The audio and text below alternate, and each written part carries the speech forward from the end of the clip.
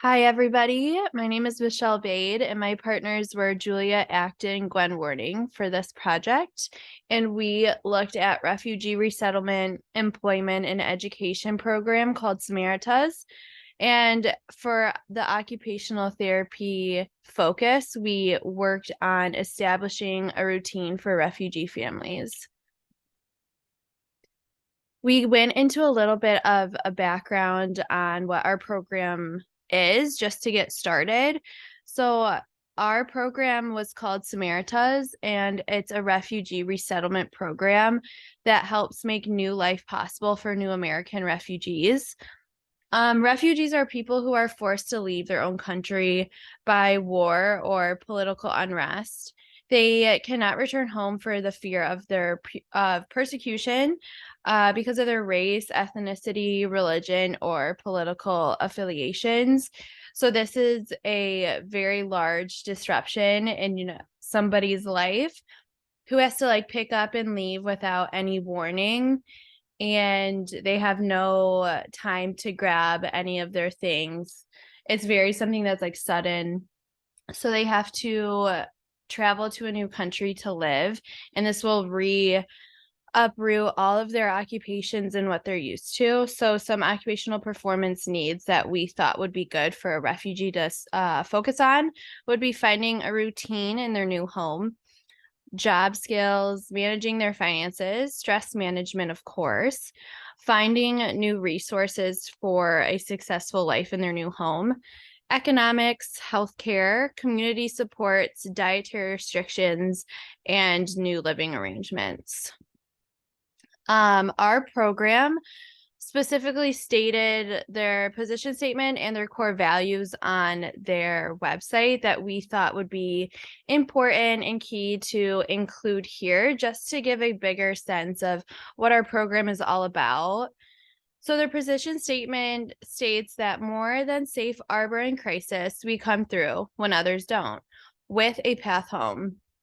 We connect all people based on their individual circumstances with the families and communities that will empower them to live their fullest life possible.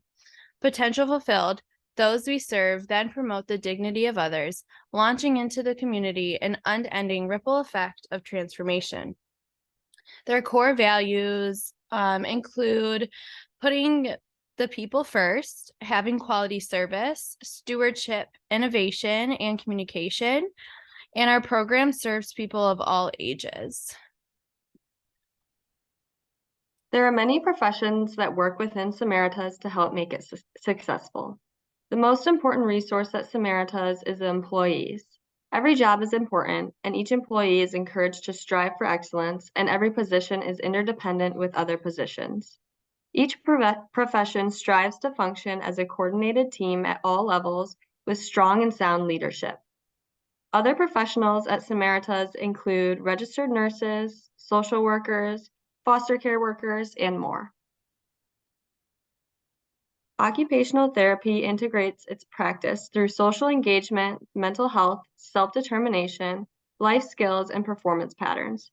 This is implemented in organizational structures, becoming translators of culture and society, and fostering community support and inclusion. For the next generation of people who are relocated to the United States, it is really crucial. We are going to focus on occupational therapy as it relates to refugee families and establishing their daily routines to help manage stress. The occupational adaptation model will help individuals adapt to their new environment and life. Mastery will allow for individuals to feel confident and comfortable in their new environment and new occupations.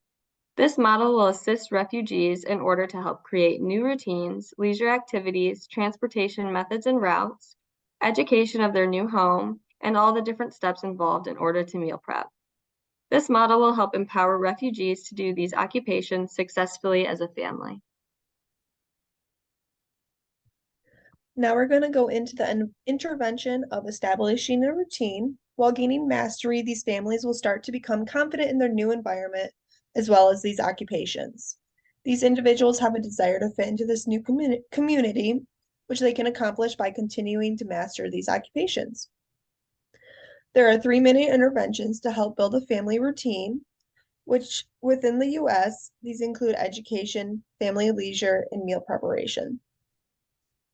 Education is where they're going to go and work on language barriers. While looking at leisure, we will work out on to find out when the family enjoys doing together and what they enjoy doing together. Meal preparation can include cooking together, where to get foods, bus and other transportation routes, and how to get these foods. This could look like the OT going on a bus route to get food for meal preparation while showing the client how to do this. Then the client can go on their own and do this technique. While we also use motivational interviewing to use confrontational and empathetic responses to help clients to examine their goals. Now we will go more in depth on meal preparation. Steps in meal preparation include bus route, locating items, and cooking the food. While using the bus route, maps that are on the phone or physical copy help to locate stores and how to get back to someone's destination. So the duration focuses on how long it takes to get to the destination, as well if there's any delays in getting there or getting back. Accessibility is very important. We need to look at the accessibility for physical disabilities, language barriers, the amount of money to ride buses and to get groceries, as well as understanding the currency in the location they are now at. Now they need to locate these items.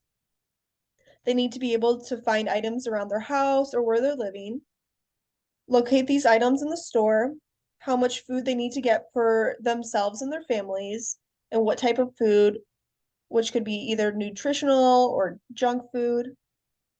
When referring to actually cooking the food, these individuals need to be able to know what items need to be cut and cooked, whether this be on the stove or in the oven or anywhere else, the amount of time it takes to cook these items without either burning them or taking them off before they're too raw and they're not cooked all the way, as well as cleaning food appropriately before and after use. If you noticed, we use the adult learning theory, experiential learning throughout this presentation.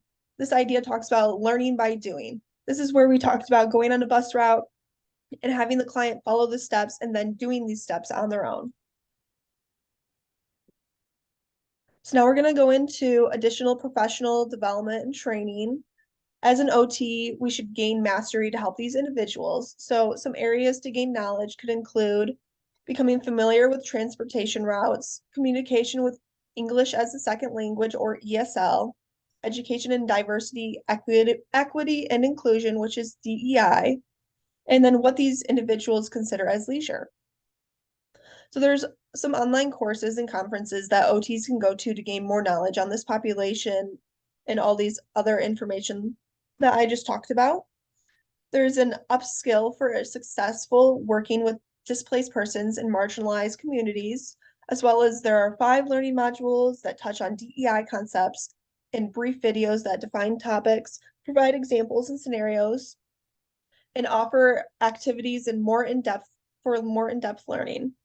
There's also conferences for healthcare and resettlement professionals working in refugee and immigrant health. So there's lots of options for us as OTs to help these individuals. So now we're going into references. These are just all of the references that we use if you'd like to look into them. And thank you for coming.